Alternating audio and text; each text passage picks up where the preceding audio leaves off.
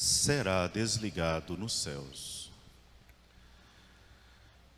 Palavra da salvação. Glória a vós, Senhor. Povo santo de Deus, vocês que estão aqui na igreja, na paróquia Matriz São Sebastião, e vocês também que nos acompanham pelas redes sociais. Hoje nós celebramos um grande momento da igreja, uma grande festividade. Essa festividade recebe o nome de solenidade. Ela chega ao ponto mais alto das festividades que tem na igreja.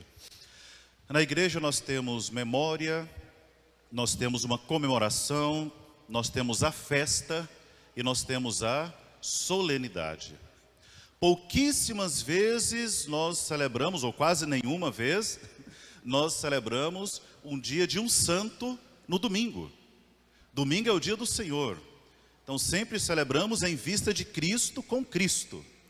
Hoje nós celebramos em vista de Cristo com Pedro, com São Pedro e com São Paulo. Duas colunas da nossa igreja. Colunas da fé, colunas da verdade, colunas da evangelização. Dois sustentáculos da fé. Eu fiz aqui uma comparação entre Pedro e Paulo, para a gente perceber que no critério de Jesus ele chama o ser humano. Jesus não está importando se o ser humano é inteligente demais ou não, capacitado demais ou não. Inclusive Jesus nem está preocupado se você é fiel demais ou não. Ele quer que você seja um grande fiel. Mas no primeiro passo ele chama. Pedro, aqui a gente percebe vou tentar comparar diferenciando um do outro, né? Pedro, ele era um pescador. Paulo, ele era um fabricante de tendas. Perceba que tem um momento no Novo Testamento que vai dizer que Paulo, ele era um fabricante de tendas. O fabricante de tendas, ele era alguém que tinha um conhecimento mais aguçado em algumas áreas e uma condição financeira muito melhor. Seria hoje o nosso engenheiro, né, o arquiteto, que não só desenhava a tenda, mas era também capaz de fazer. E Jesus, em algum momento, chamou Paulo. E Pedro, ele era um pescador. Aqui nós lembramos daquele momento em que Jesus olha para Pedro e fala: ô Pedro, a partir de hoje você não vai pescar, não é que não vai pescar, mas é que vai além, né? Você deixa de ser um pescador de peixes para ser um pescador de almas, de homens, de pessoas.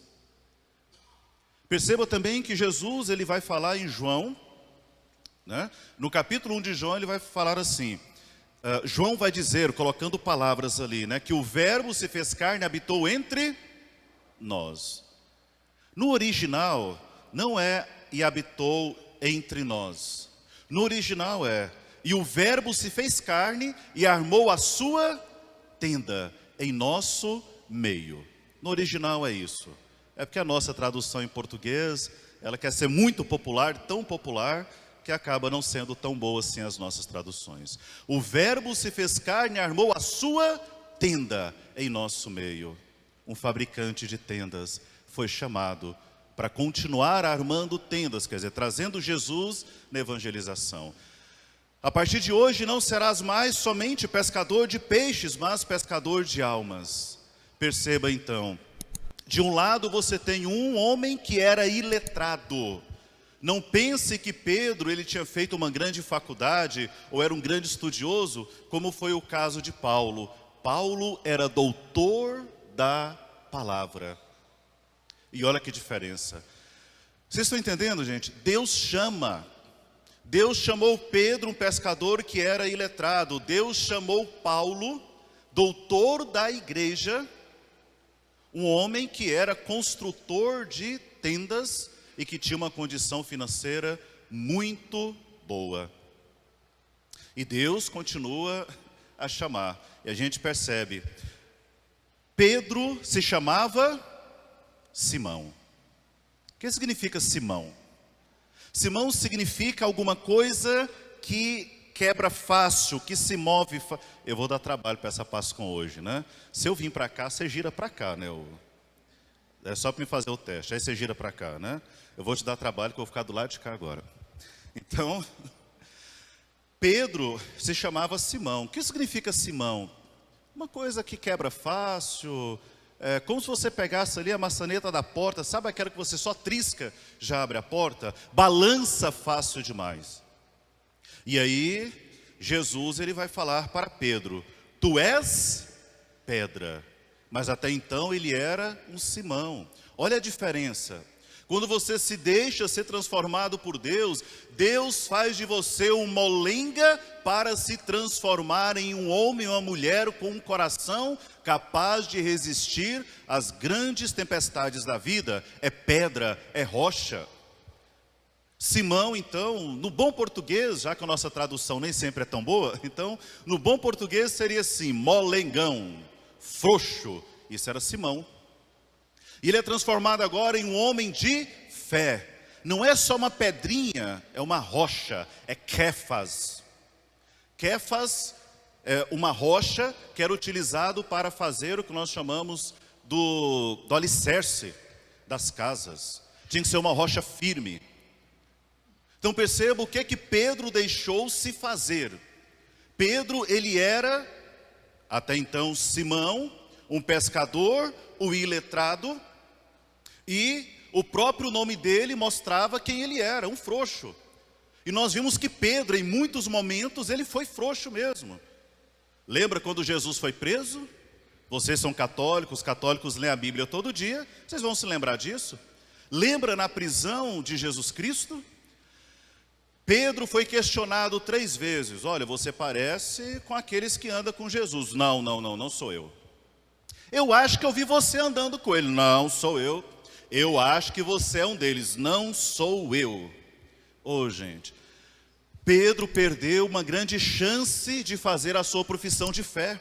Pedro poderia ter dito assim, quando perguntaram para ele, você parece com aquele que anda com Jesus. Pedro deveria ter ficado muito feliz e falar assim, sim, eu pareço com aquele que anda com Jesus, então sou eu mesmo. Já imaginou se alguém chega para você e fala assim, meu irmão, minha irmã, você parece com aquele que anda com Jesus, você parece com aqueles que são seguidores de Jesus? É um elogio ou não, minha gente? Sim ou não?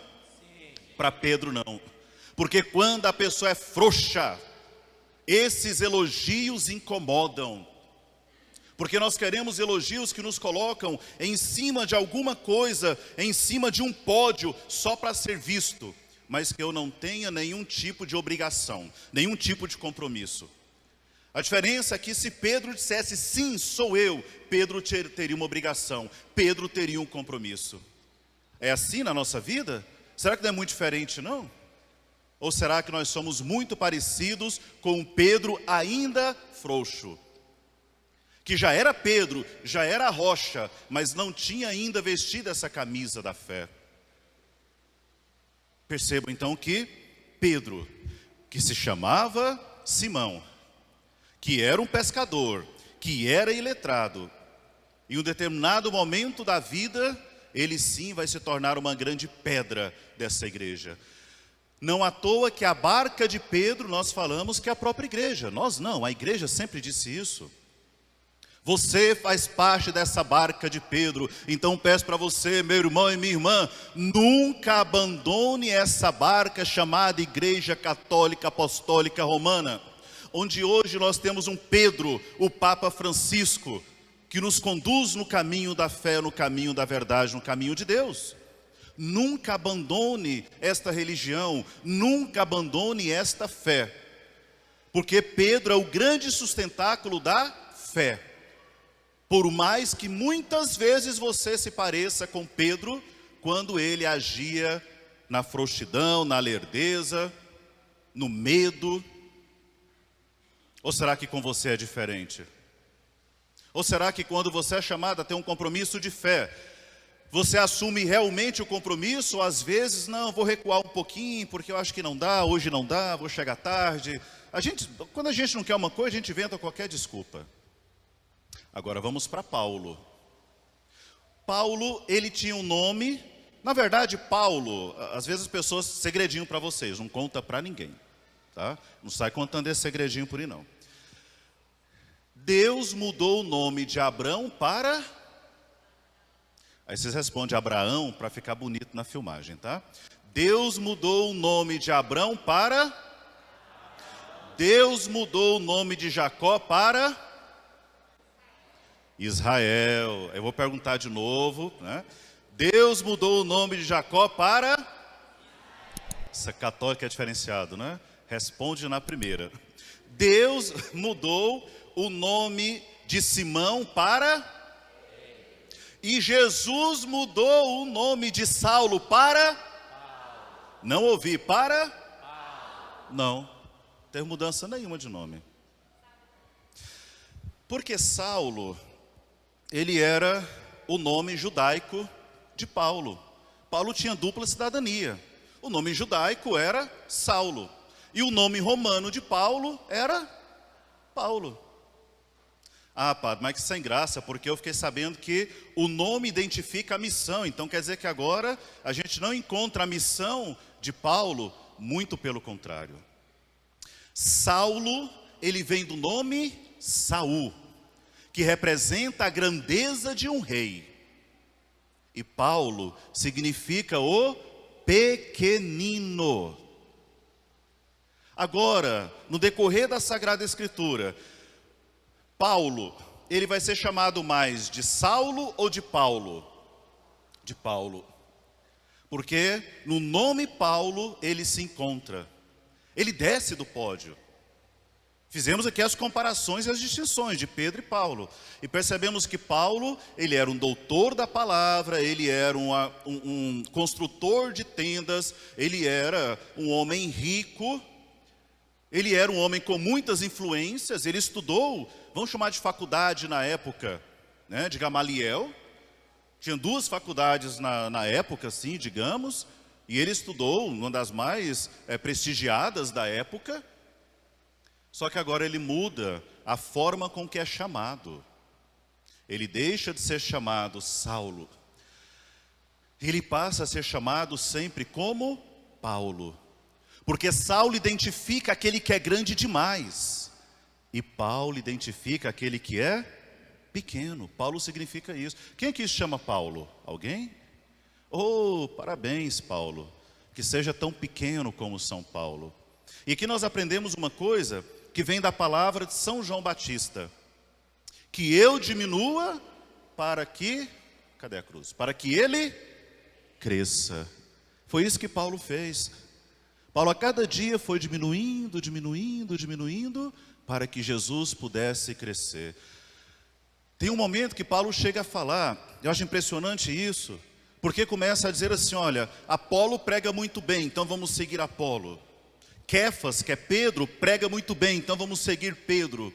Paulo prega muito bem, então vamos seguir Paulo. Paulo chega e fala assim, vamos acabar com isso, vamos seguir somente Jesus Cristo. Nós não seguimos homens, nós seguimos Deus. Se Paulo tivesse com aquele pensamento antigo dele, ele ia gostar. Se ele fosse ainda um pensamento de Saulo, de Saul, de rei, ele ia gostar. Porque ele queria ser exaltado. Continuemos. Pedro é o nosso primeiro Papa. Para Pedro foi entregue as chaves da igreja. E aqui vai uma frase, tem várias frases impactantes de São Pedro. Mas eu gosto muito daquela que está em Lucas capítulo 5, versículo 5. Por causa da tua palavra eu lançarei as redes. Por isso que Pedro é chamado do sustentáculo da fé. É o homem da palavra. A vida de Pedro passou a ser pautada na palavra. A vida de Pedro passou a ser vivenciada na palavra. A vida de Pedro passou a ser alegrada através da palavra. Meu irmão e minha irmã, que lugar a palavra ocupa na sua vida? Que lugar a palavra de Deus ocupa na sua história? Que lugar a palavra de Deus ocupa no seu relacionamento? Que lugar a palavra de Deus ocupa lá no seu trabalho? Que lugar a palavra de Deus ocupa lá na sua família? Que lugar a palavra de Deus ocupa na sua relação com os seus filhos, com os seus pais, o esposo e a esposa? Que lugar a palavra de Deus ocupa na sua vocação? Que lugar a palavra de Deus ocupa na sua existência? Quando Pedro diz, por causa da tua palavra, Pedro está dizendo o seguinte: Senhor, tudo que eu faço a partir de agora é por causa da tua palavra. A gente consegue agir assim? Tem que se perguntar. Que lugar essa palavra de Deus ocupa na minha história, na minha vida, na minha existência? Que lugar ela ocupa? Será que eu ainda levo a sério essa palavra de Deus? Pai, mãe, família, você se reúne com a sua família para rezar a palavra? Eu sei que não é o caso de vocês, porque aqui em Nova Chavantina todo mundo já é santo, mas meu Deus do céu, tantos lugares por aí que a palavra de Deus é para ficar guardando conta de energia, telefone, de internet. Se guarda tudo dentro da Bíblia, mas não é capaz de abrir a Sagrada Escritura para ler, para meditar, para se deliciar, para degustar a palavra de Deus. Fica aquela coisa jogada no canto. Será que vocês são santos, não é o caso de vocês, mas imagina uma família que passa uma semana sem abrir a palavra. Como é que eu posso dizer que a minha família confia em Deus se eu não ouço a palavra, se eu não estou com a palavra, se ela não é base para a minha vida?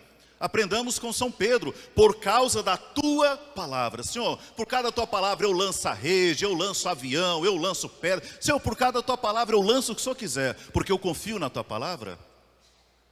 É impactante para mim Lucas capítulo 5, versículo 5. Por causa da tua palavra. Por causa da tua palavra eu me entrego.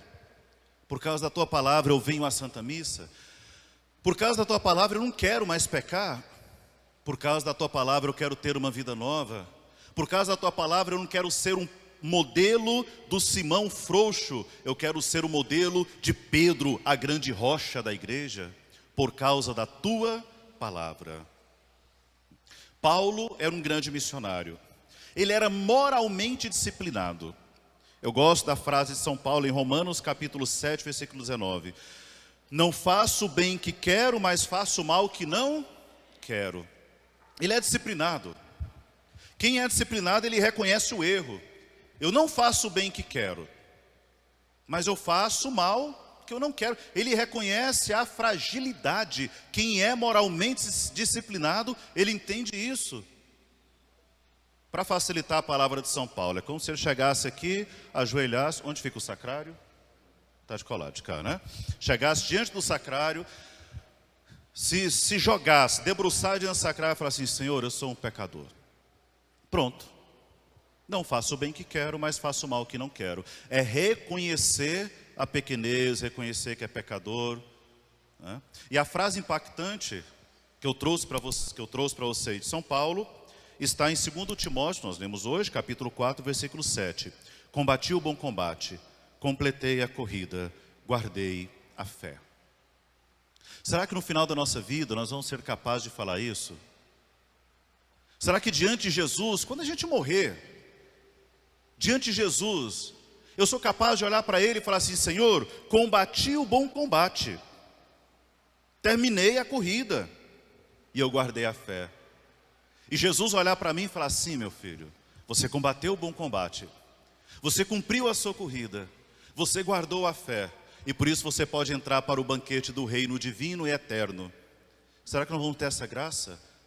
De encontrar com Pedro, com São Pedro, com São Paulo, com os nossos santos de devoção, de olhar e contemplar o rosto da Virgem Maria de Nossa Senhora, de olhar e contemplar e adorar eternamente o rosto de nosso Senhor Jesus Cristo. Mas para isso é necessário fazer bem a nossa corrida nessa terra, mudar às vezes a nossa posição. Se eu quero ser grande demais, é com Paulo, preciso aprender a ser pequeno demais. É com Pedro também, sustentáculo da fé. Se eu estou sendo frouxo demais, então preciso a partir de agora ser uma rocha. Pedro é o sustentáculo da fé. Paulo é o sustentáculo da evangelização. Meu irmão e minha irmã, se a minha homilia de 1 hora, vocês não conseguirem entender quase nada, faz o seguinte: olhe para o exemplo de Nossa Senhora e ali vocês vão encontrar aquela que se fez sempre pequena, mas quer uma rocha firme. Digo para vocês, quando nós olhamos para Nossa Senhora, nós encontramos a vida de todos os santos, porque nela está a virtude de todos os santos. Louvado seja o nosso Senhor Jesus Cristo. Para sempre.